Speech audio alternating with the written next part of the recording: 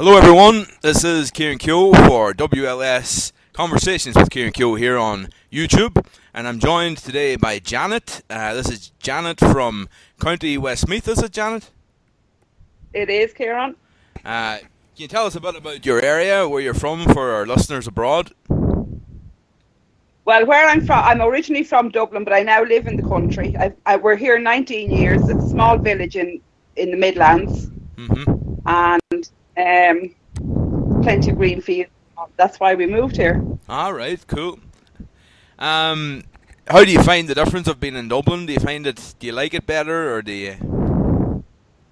I didn't for a long time. I was very homesick, and I even went back to Dublin for a year. Okay. But I wanted to bring the kids up somewhere where you'd see wild animals and not the two-legged variety. Yeah, I get you. The So country was more. go ahead. The country was just more conducive to bringing up the kids, really. So tell me, Janet, about how long ago did you have your gastric bypass, was it? I had the bypass on the 11th of July 2016. Okay. So we're talking coming up on 2 years? Yeah, 2 years in July. Yeah. And do you want to share with us your experiences of it all? How did you feel? Last week we had a girl on that got a gastric sleeve, but this week it's different, but it's a bit different with the bypass. Can you tell us a bit about how it's different? It's different in the fact, with the sleeve, they use your stomach to make the sleeve.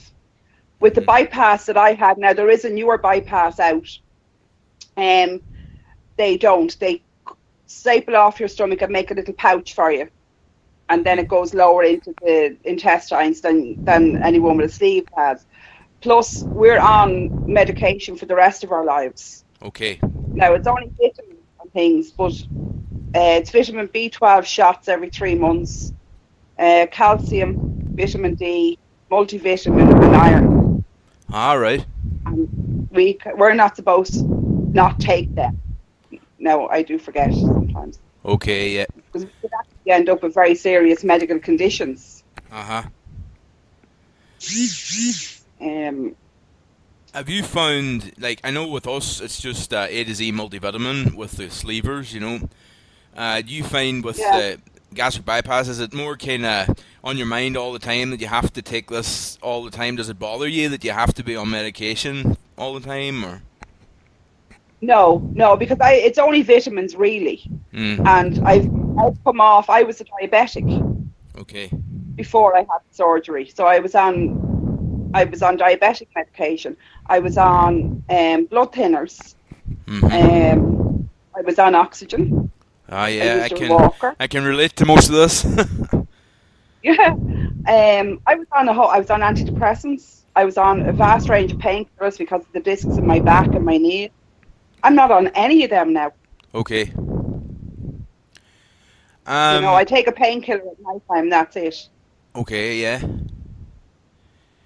Can you tell us a bit about you can tell us your stats if you want. You don't have to, but you can tell us if you've found losing the weight, and have you come to the stage now where you're maintaining it, or are you still losing some, or what way is it going for you? No, it's more maintenance now, but I'm still not where I need to get down lower. Right. I still have a way to go, but I've over 12 stone gone. That's amazing. Well done. So I'm phenomenally happy with that.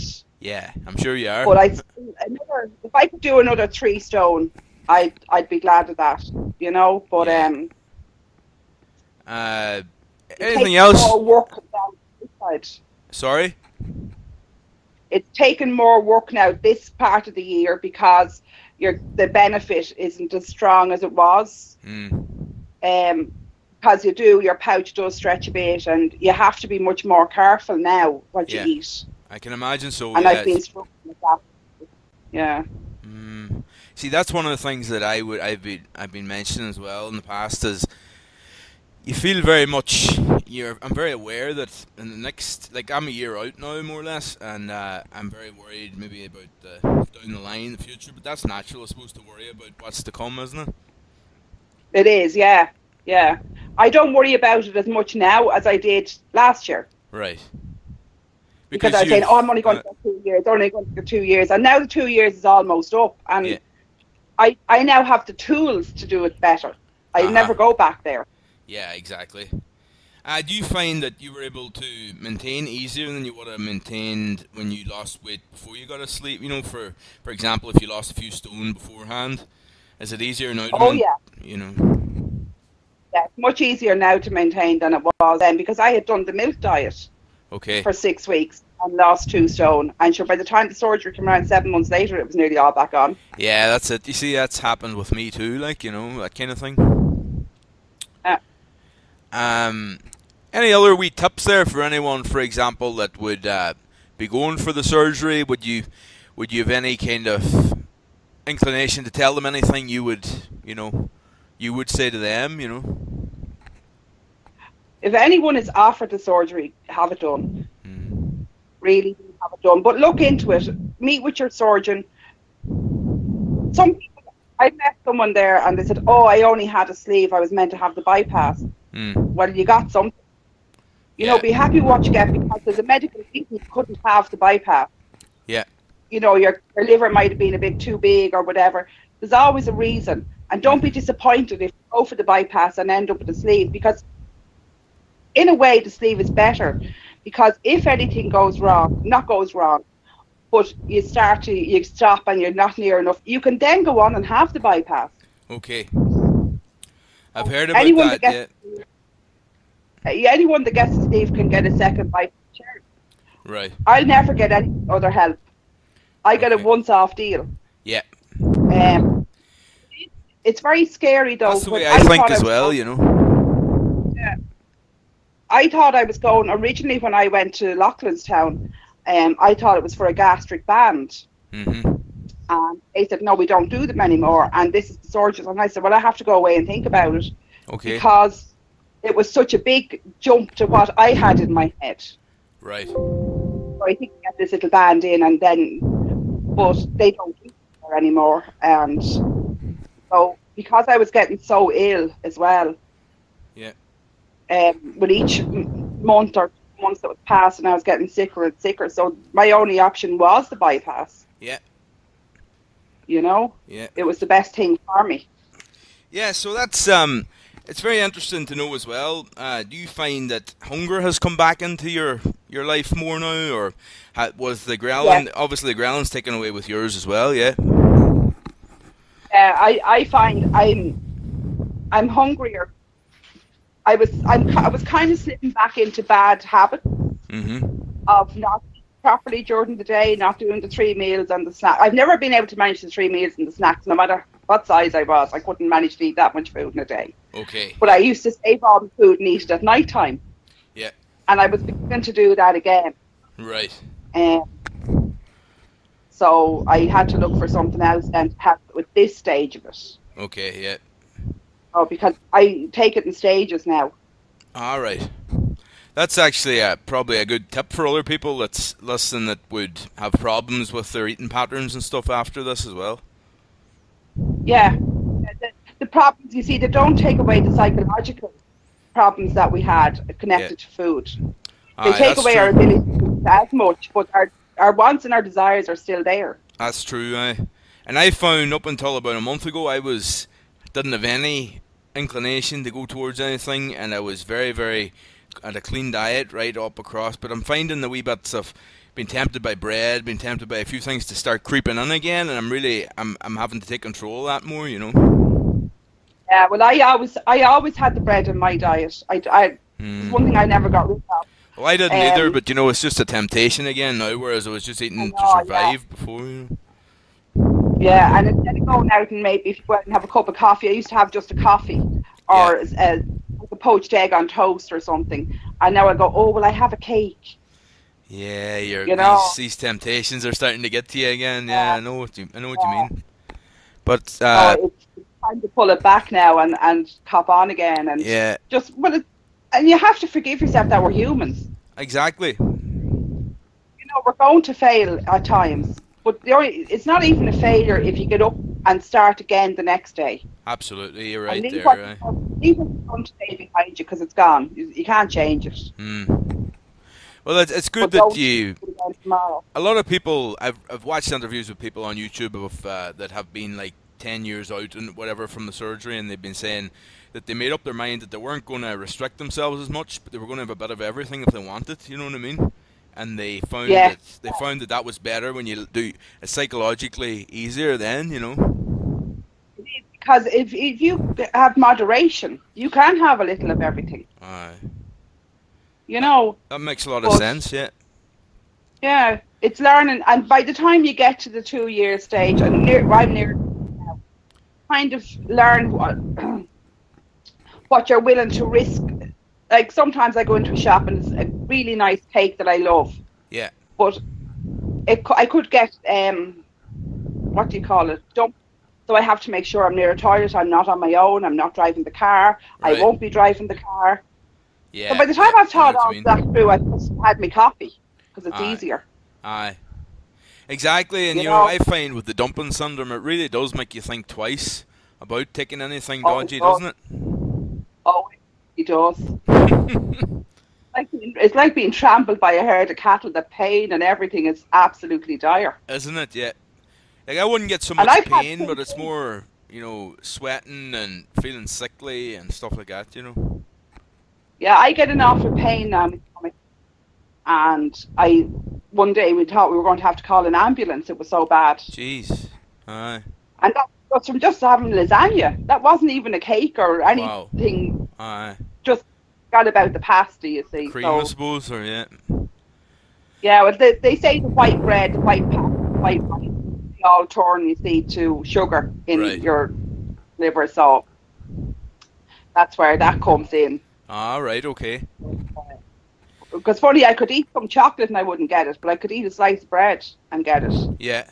I see what you mean now. It's interesting because the likes of bread and stuff that would be savoury would kind of tend to go down alright and there'd be no dumping syndrome, whereas with chocolate or with any kind of sweet stuff that I would try, I would just think twice again then because it's just too much dumping syndrome, you know?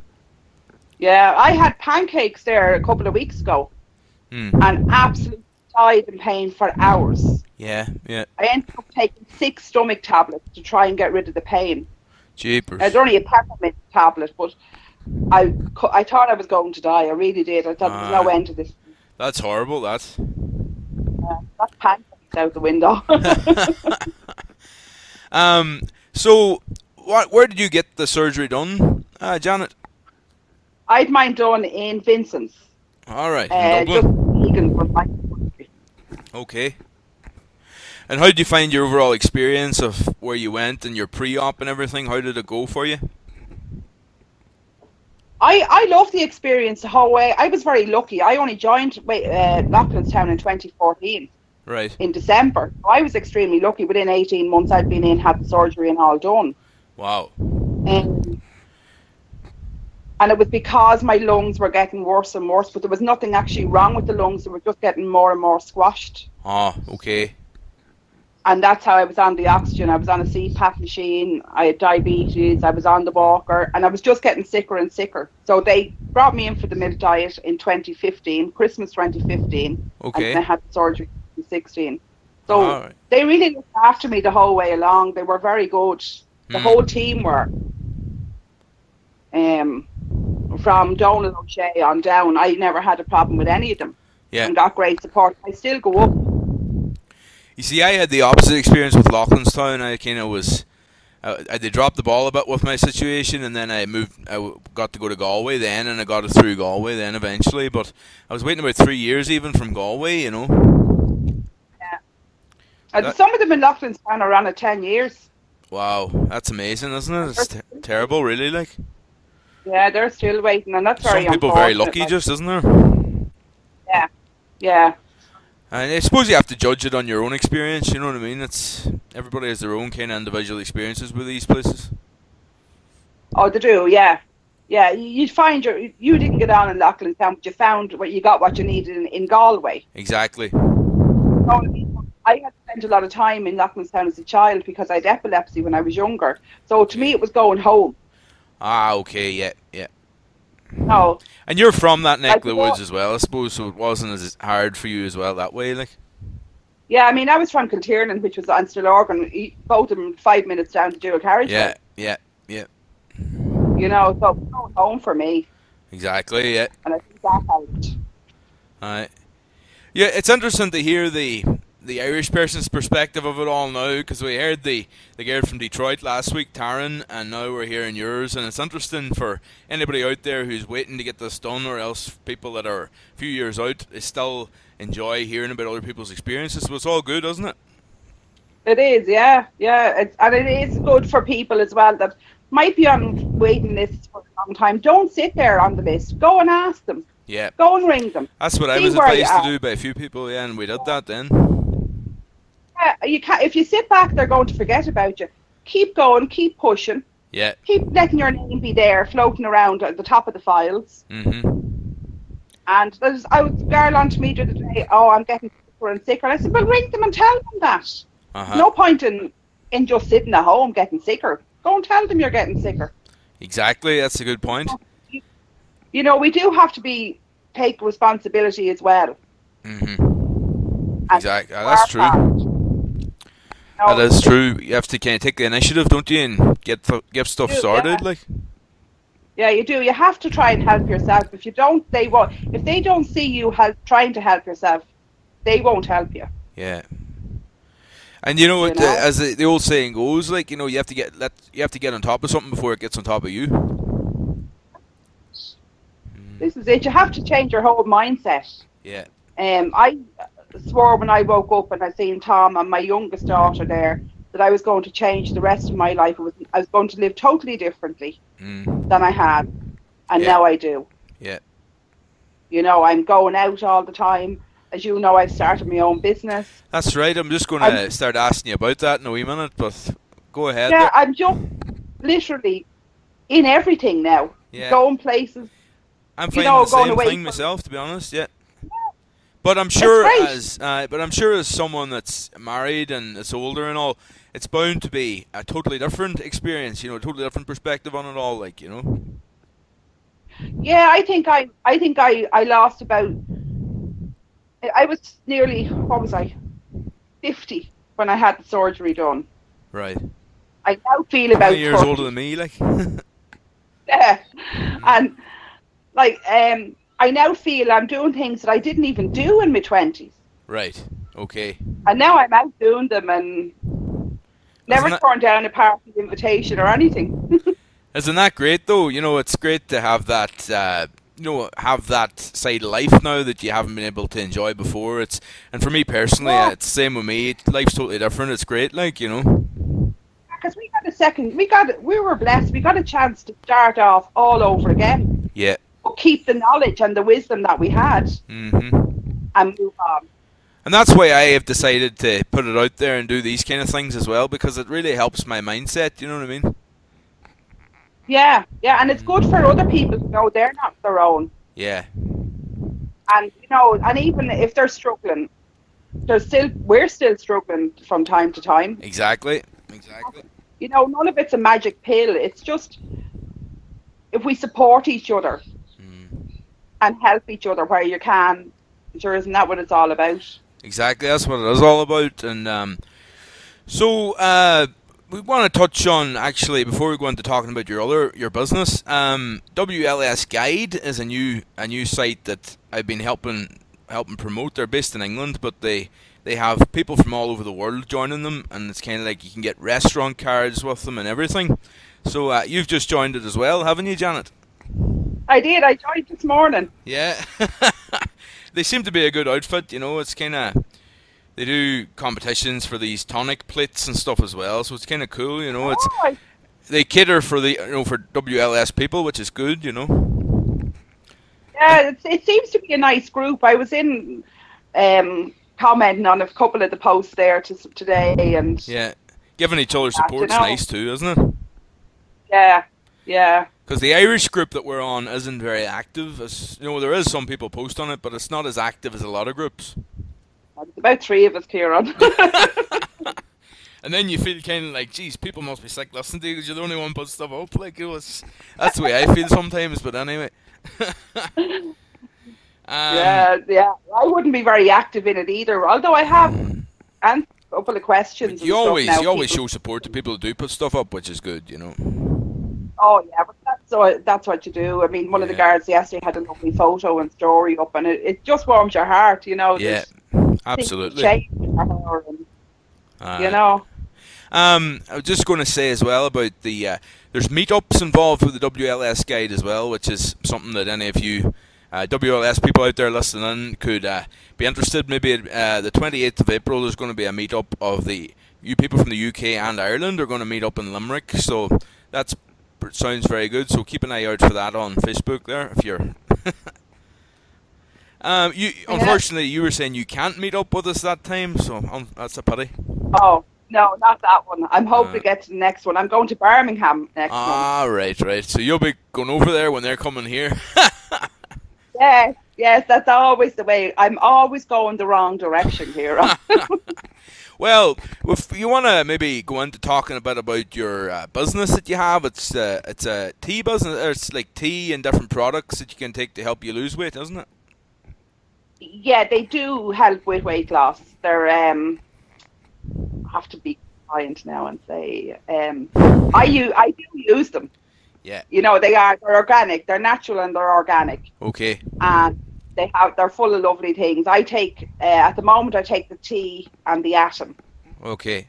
So I found I sleep better. I have much more energy, and I'm losing a bit of weight. I'm losing some weight now, and even when I don't eat as healthy as I should. All right. Okay. Yeah.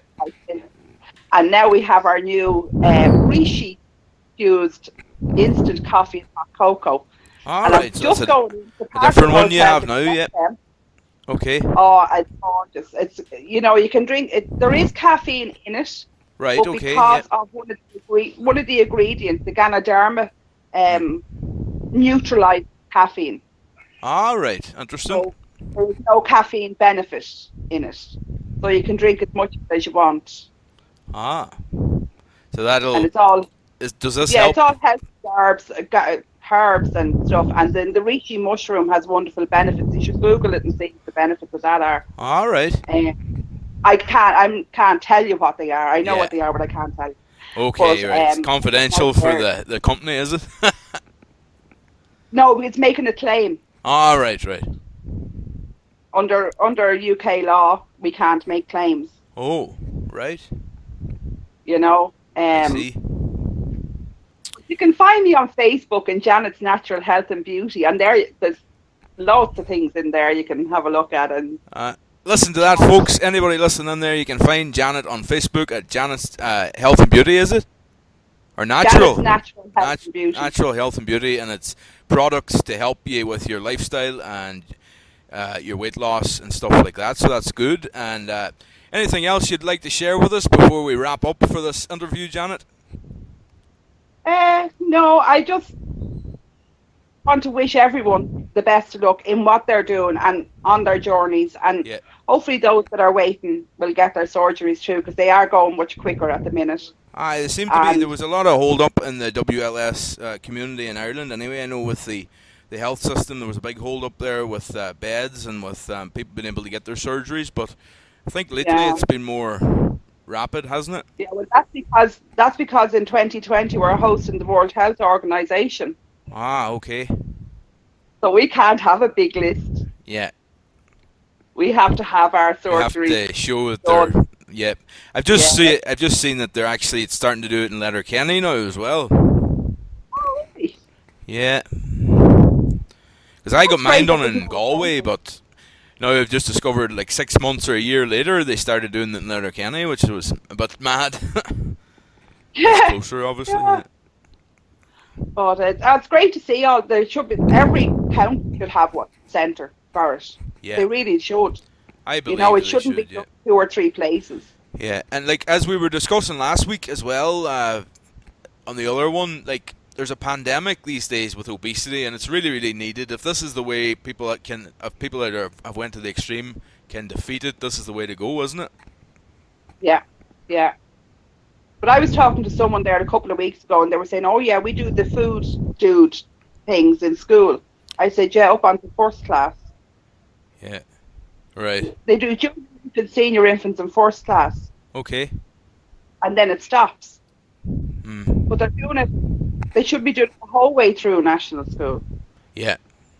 That should be part of the curriculum. Is being teaching them how to eat healthy and. It should be. Like I think it's a big thing. They should be doing it from a very young age and letting them get into these habits as they get older. Yeah. Yeah.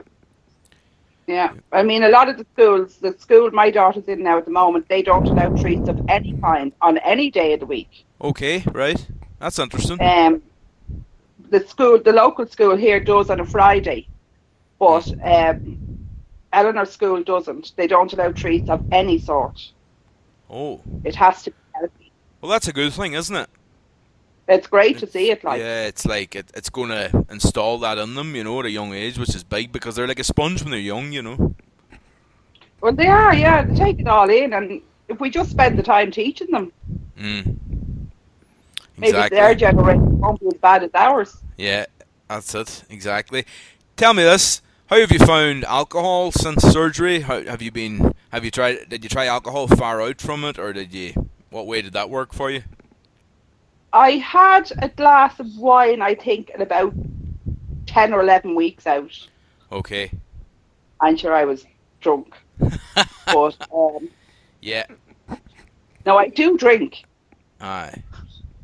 But I find I get drunk fast, I get sober fast, and I don't have a hangover. Okay. So It's not really a good combination, because then you're kind of, well, if I got sober that fast, maybe if I have another one. Exactly, yeah. I found I tried about 2 months out, and I've probably had a few every week, since maybe every second week sometimes. But I've really enjoyed being able to have a few and then stop, kind of thing. Yeah. Because I did find the first few times I got drunk pretty fast as well, you know. Yeah, you do. You know, it's like anything if you're trying it for the first time. Yeah. And because our pouches are so small, the alcohol just stays there for longer. Yeah. But yeah, I'm not quite as cheap to bring out these days as I was last year. That's it. You see, you start becoming immune to it then, I suppose. This is it, you say. See, but that's also something you have to watch. We don't swap one addiction for another. That's it. That's something that I was looking at before. Yeah, it's the addiction transfer is a big thing, isn't it? It is, yeah. And actually, the psychologist, I don't know whether you met her or not, Ruth Yoder. No, not in her, Loughlin. No. She's done a paper on it. Ah. And it's quite a high. I think it's something like 60 or 80% have alcohol issues. Wow. So that's quite high. That's pretty serious, isn't it? Yeah. You see, I must look it up and I find it for you, Ciaran. I think it's that high. I know it's over 60%. Okay. But I'll see can I get the information off. I'm going up there next week and I'll ask her for it. All right. Well, that'd be interesting, all right, because I know there's a girl in California has done research on different things like that, like for post-surgery people, and she was she's like she's doing a doctorate on that type of stuff, like, but that's very interesting that there's someone in Ireland doing it, doing research on it. Yeah, Ruth done it now. I think Ruth done it about 2 or 3 years ago. But as I say, when I see her now next week, I'll ask her. All right, okay. Well, we're nearly at half an hour here now, so it's been great having you on the show here, Janet Lambert from down there in the Midlands. Thank you for joining me on this show. Always a pleasure to talk to you, Ciaran. And sure, maybe we'll get you back on maybe in a few months for another episode. What do you think? Oh yeah, you're tea lady. Thanks very much.